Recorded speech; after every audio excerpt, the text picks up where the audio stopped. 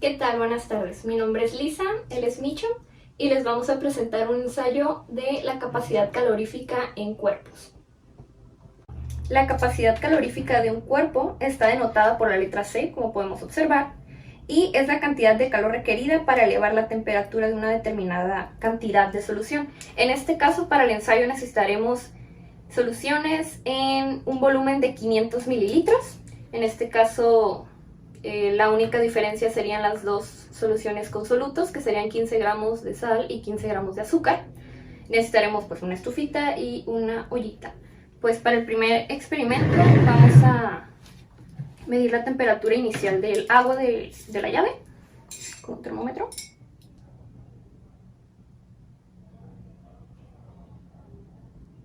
Nos marca 18 grados centígrados. Sí, igual en 18. Okay. Ahora vamos a prender la estufa, poner a hervir el agua y simultáneamente tomar el tiempo, ¿no? Para saber en cuánto tiempo ebulle. La capacidad calorífica se define como la cantidad de energía en forma de calor necesaria para elevar la temperatura de un cuerpo, sistema o sustancia. Esto en 1 grado centígrado o Kelvin. Es una propiedad extensiva dado que su magnitud depende no solo de la sustancia, sino también de la cantidad de materia del cuerpo. A continuación se presentan los datos obtenidos y cálculos realizados para llegar a la capacidad calorífica de cada uno de los ensayos. El primer ensayo realizado con una sustancia pura, es decir, el agua de la llave, tuvo como resultado una capacidad calorífica de 4.17 joules por gramo Kelvin. En el caso de la solución de agua con sal, obtuvimos una capacidad calorífica de 3.95 joules por gramo Kelvin.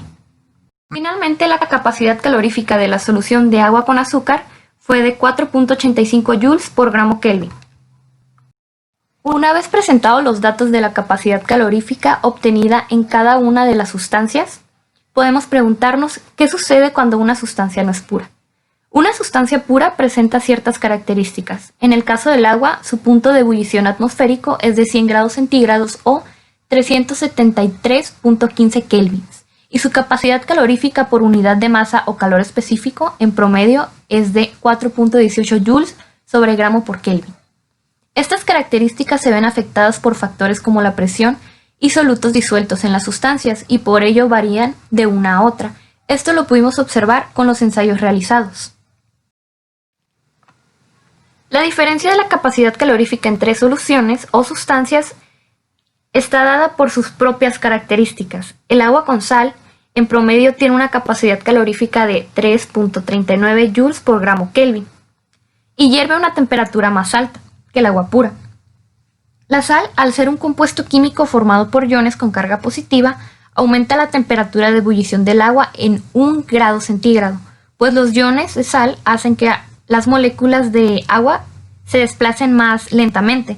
Contrario a lo que pensaríamos, la adición de sal al agua en realidad reduce la capacidad calorífica de este líquido, es decir, la cantidad de energía necesaria para elevar su temperatura. Esto provoca que la solución hierva en un tiempo menor, pero con un punto de ebullición más alto. En el caso de las soluciones azucaradas, su capacidad calorífica por unidad de masa está dada por una relación con los grados Brix, la escala en la que se miden los azúcares. Esto se traduce a un 4.16 joules por gramo Kelvin aproximadamente.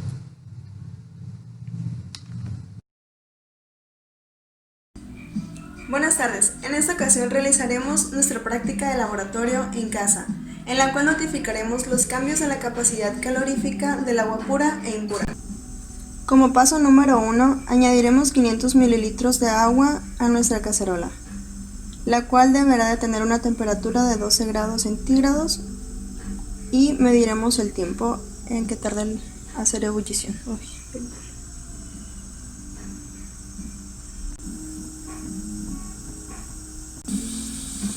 Como podrán notar, empieza a surgir la ebullición y vamos en el minuto 3. Llegó al punto de ebullición en el minuto 5 con 18 segundos.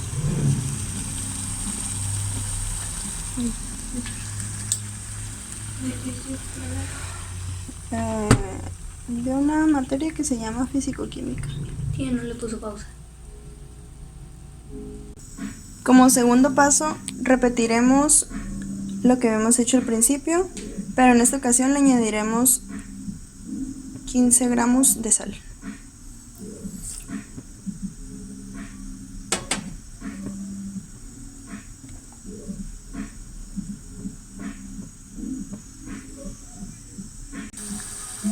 En esta ocasión, el agua empieza a hacer ebullición en el minuto 4.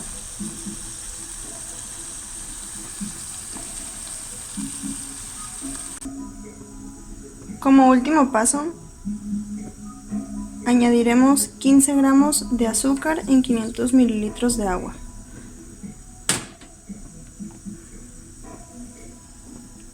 Debemos recordar que cada vez que repitamos nuestros procedimientos, el agua debe de ser completamente nueva. En esta ocasión el agua tardó unos segundos más en comparación con el agua con sal. Esta agua que tenemos aquí contiene 15 gramos de azúcar.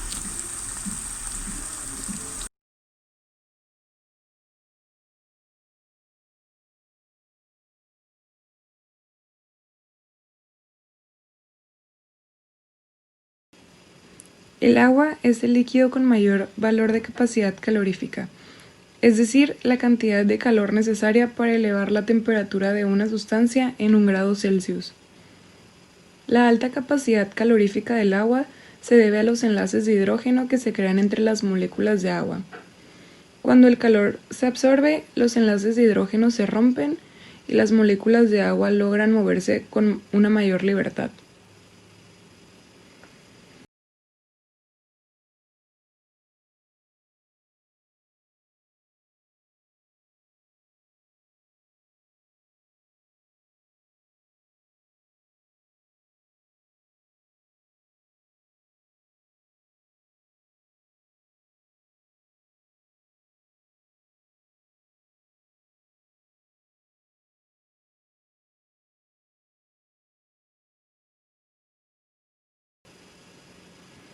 Al momento de mezclar agua con sal, la zona parcialmente negativa del oxígeno en el agua se acumula en los iones positivos del sodio, mientras que la zona parcialmente positiva del hidrógeno rodea los iones negativos del cloro, rompiendo de esta forma los cristales de sal.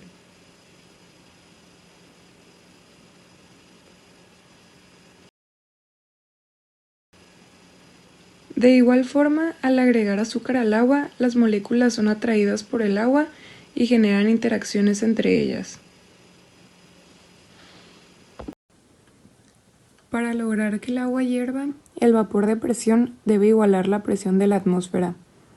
Cuando se agrega sal o azúcar, se aumenta este gradiente y genera que el agua impura tenga un punto de ebullición mayor. Asimismo, la capacidad calorífica es menor para el agua impura que para el agua pura, puesto que el agua impura no es tan resistente a los cambios de temperatura y requiere de menos calor para aumentar la temperatura del agua salada 1 grado Celsius.